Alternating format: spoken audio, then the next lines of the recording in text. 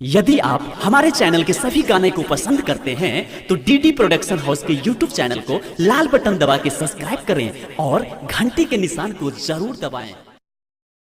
के संगे नगनी DD production के बघर तमारा ले बाप सखी पैना प्रेम से बोलो शिव शंकर भगवान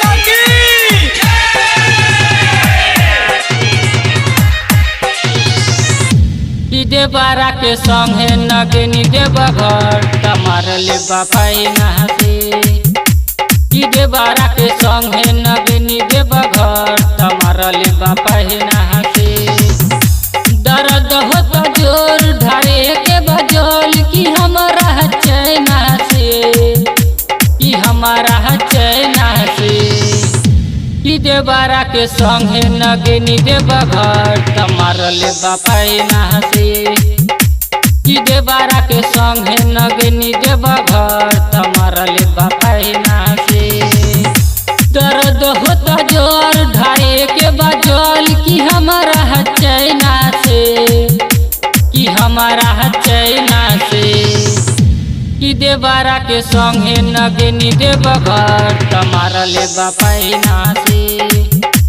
कि देवरा के संगे नगनी देवघर तमारा ले पैना से डीजे देवरा के डीजे नगनी अजय अजय अजय डिस्फी की देवरा के संगे नगनी देवघर तमारा ले पैना डीडी प्रोडक्शन हाउस सखी देखे में भले लागे उ सीधा बारे भोला के पुजारी हो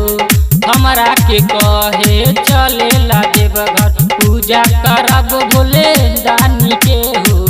दानी के बारे भकुआई खाके तो भांग आइल जब चैना से आइल जब चैना से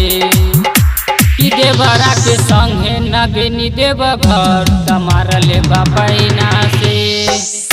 कि देवरा के संगे नगनी देवघर तमारा ले पैना से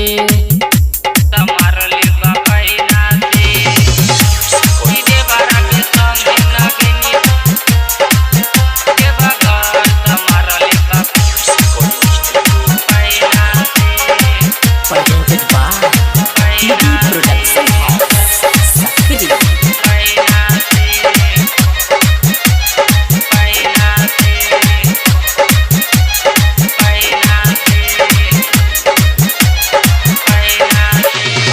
एहो नवीन रंजन विकास पप्पू आजा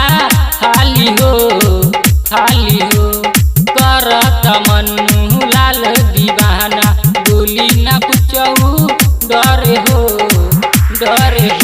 जाइला देव घर कई के बवाल धरेला जल चैना से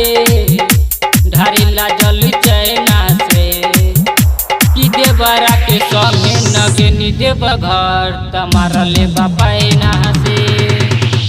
कि देवरा के संगे नगनी देवघर तमारा ले पैना से दर्द होता जोर ढारे के बजल की हमारा चैना से कि हमारा चैना से कि देवरा के संगे नगनी देवघर तमारा ले पैना से